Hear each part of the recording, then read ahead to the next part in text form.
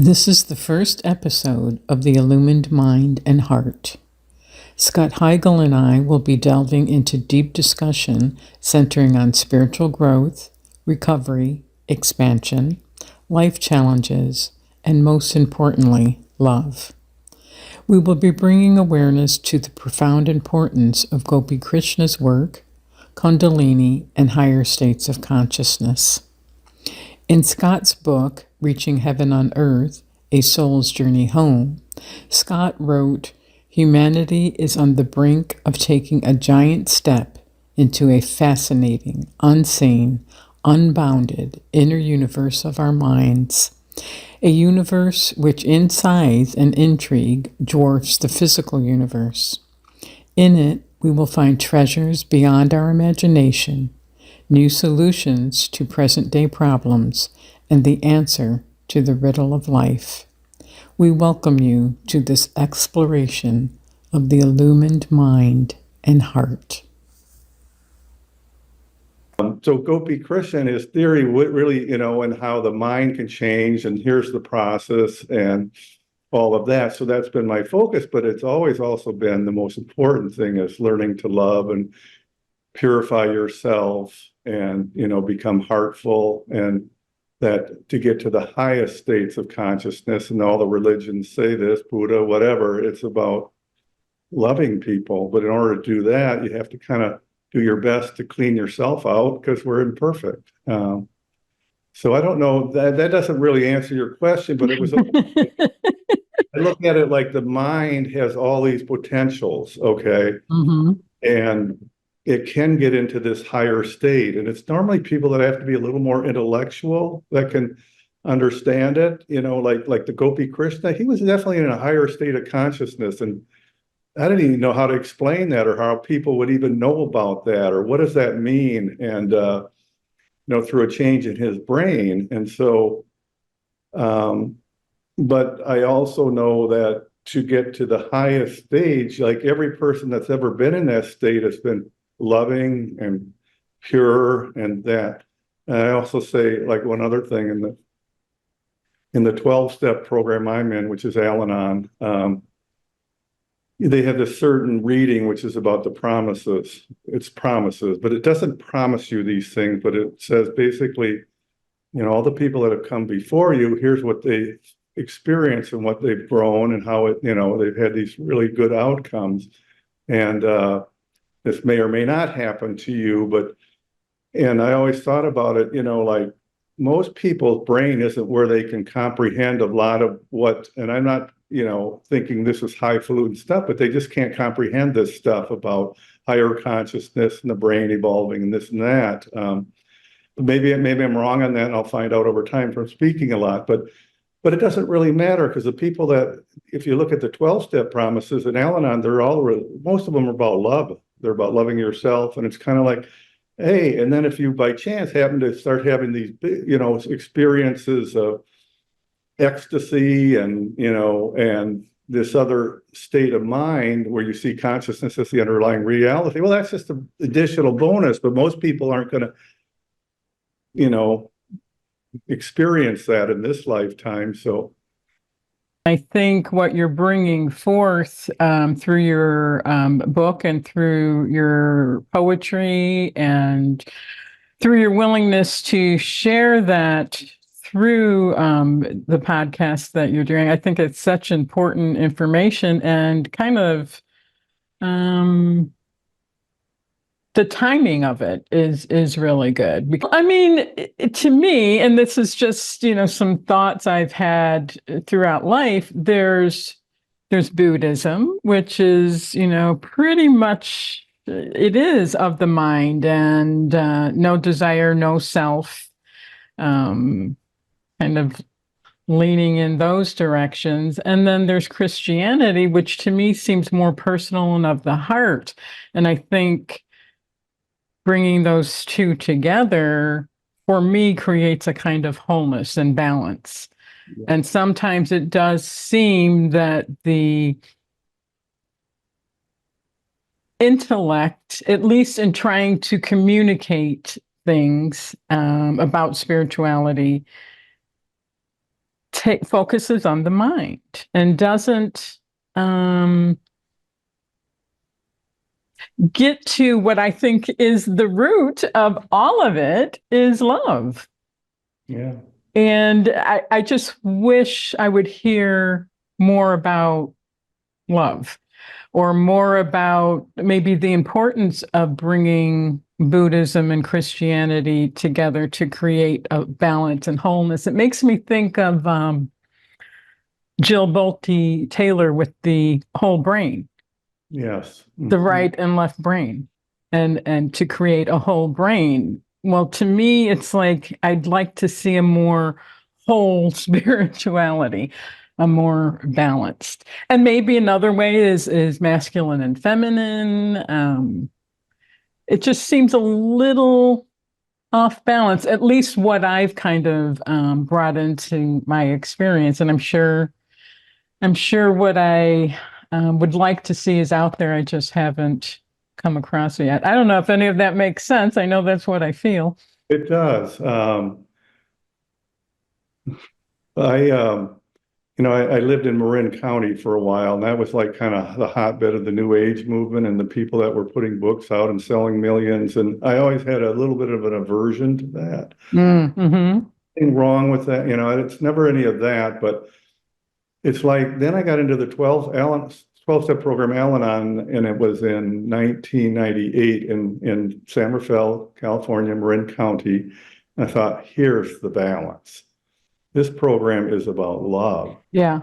And Lois W., who was the co-founder, she wrote a book, and it's called Remembering Lois, but at the end, it's like, I read the book, I totally got her. She said that Al-Anon will be a worldwide program of love someday. And I thought, she's right. Ah. And that was kind of the compliment. And when I got into that program in 1998, I also created a new business. It was called Solquest. I don't know how much I got into this with you, but it was like, really pretty much got out of the finance area, and it was now, and this word kept coming up in my mind, Solquest. And I had this picture in my mind of concentric circles, and at the outside was blue, and on the inside, you went to the interior, in the center, it was white, which meant the still white light of God at the center. And, but I used to go on business calls, and it's a coaching, counseling, consulting business, connecting. And so but it was about, I would say it was the quest for SOL solutions if I was with business people.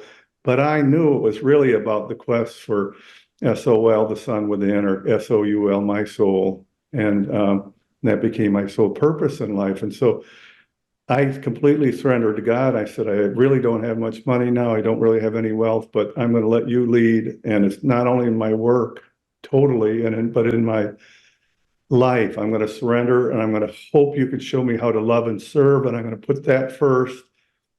And that's a tough deal when you're doing with business people, Sure, yeah.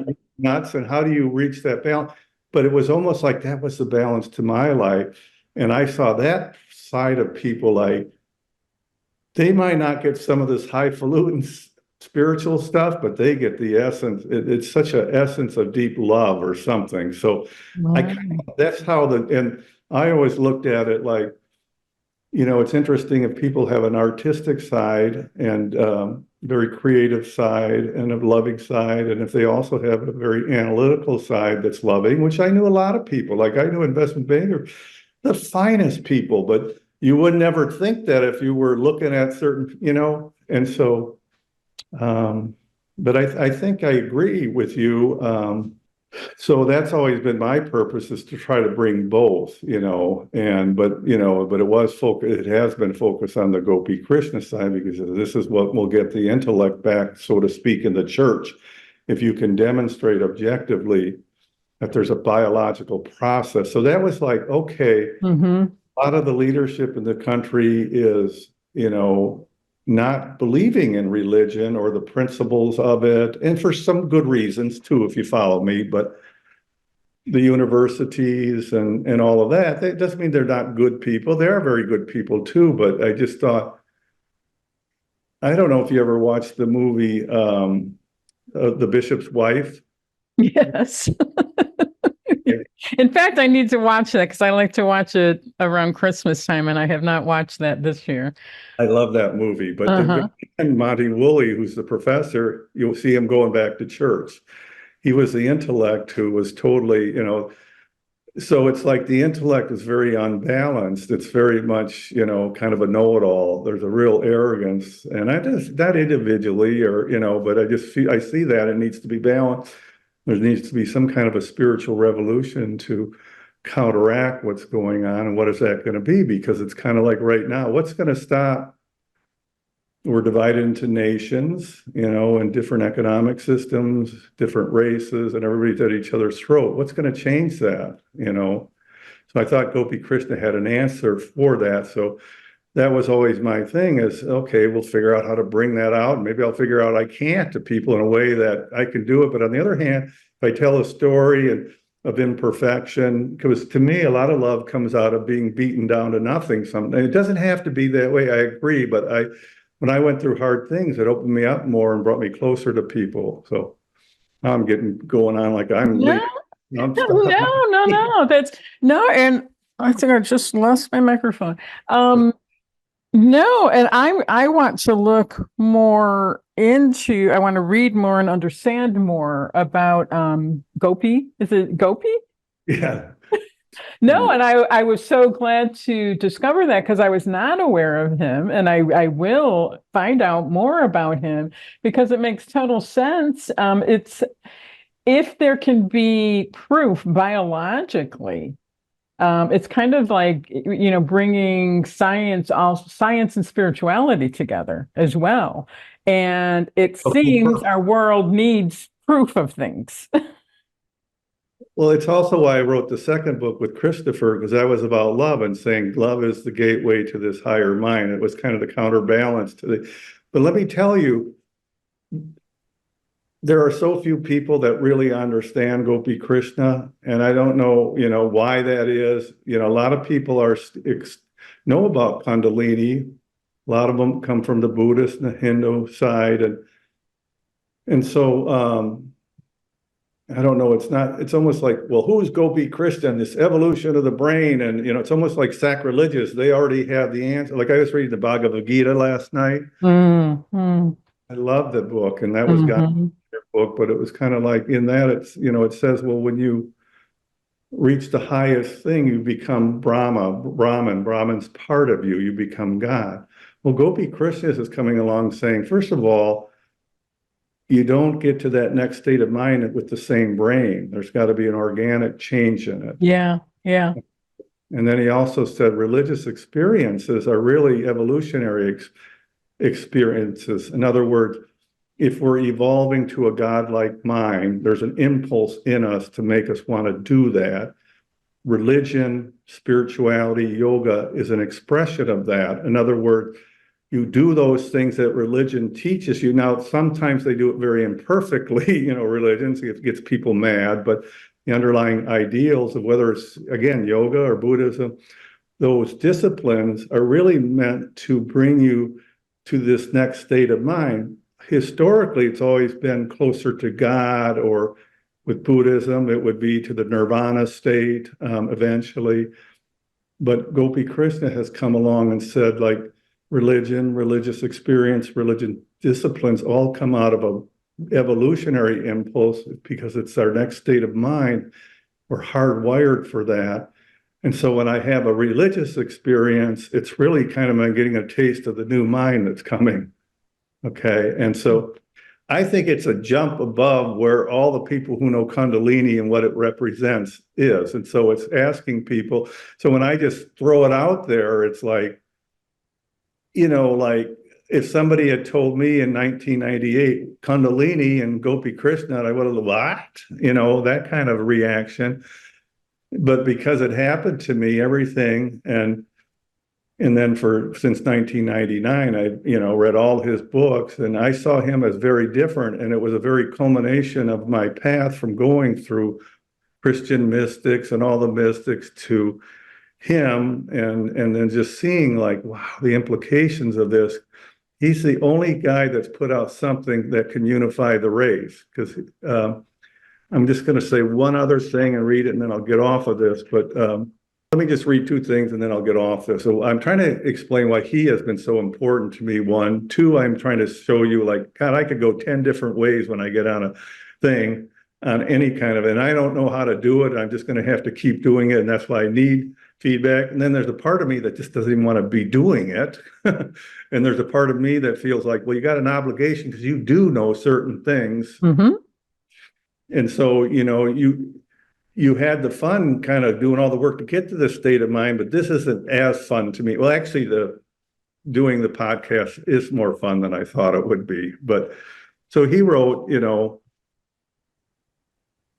he said, dissemination of knowledge of the glory dwelling in every human being is the only way to bring about the unification of all humankind.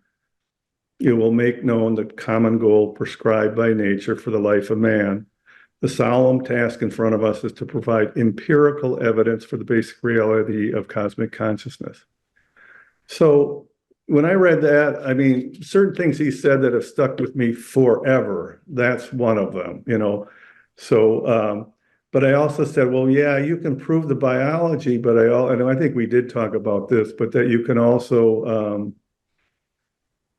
like you can prove the new consciousness in the state of your own mind. Okay, now you may be somebody who's had these incredible one-time experiences of a new world, or, maybe you have had where you've been jettisoned into the universe, or maybe you've had psychic paranormal experiences.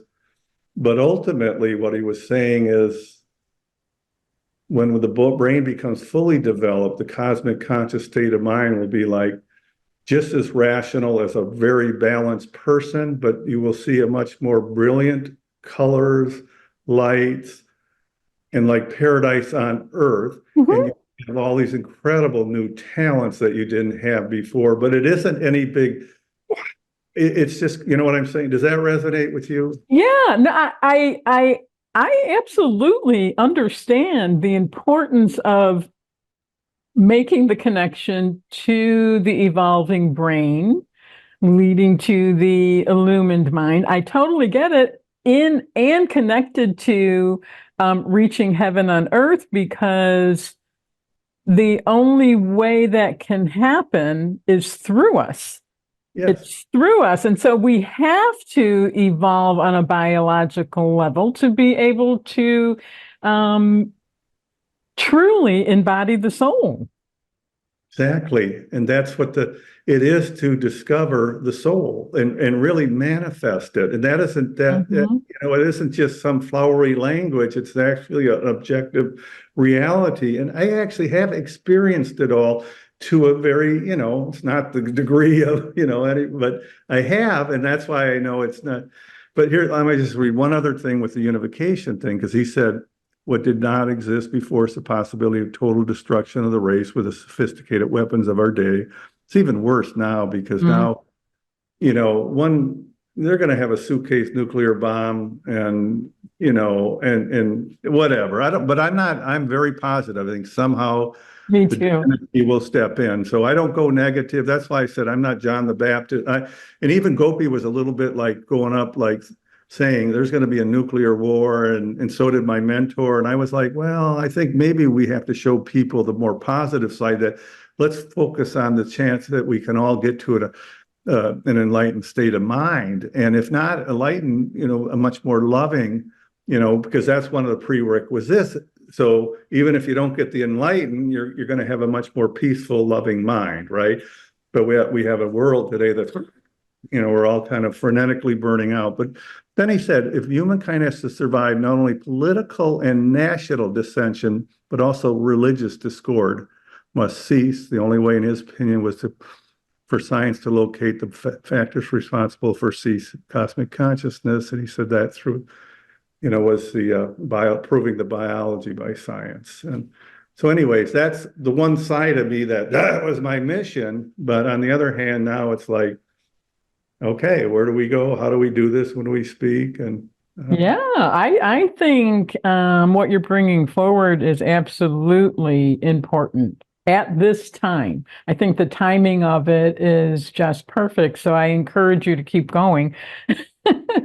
And keep sharing. And yeah, you Well, I know, want to go with you. I want you to do your, no, I don't mean it, but I want to hear more about you. I've kind of got it back to me, but yeah. I mean, I don't know how much you've looked at my website, but I have created this uh, identification, or this what I call an evolution in humankind, in consciousness, and I call it soulhood. So, we go from baby to toddler to childhood to adolescence to adulthood. And I think it's possible to evolve into what I call soulhood. And I think we're kind of saying the similar things in different ways. I absolutely. And what's really strange, and this isn't a judgment, more of an observing,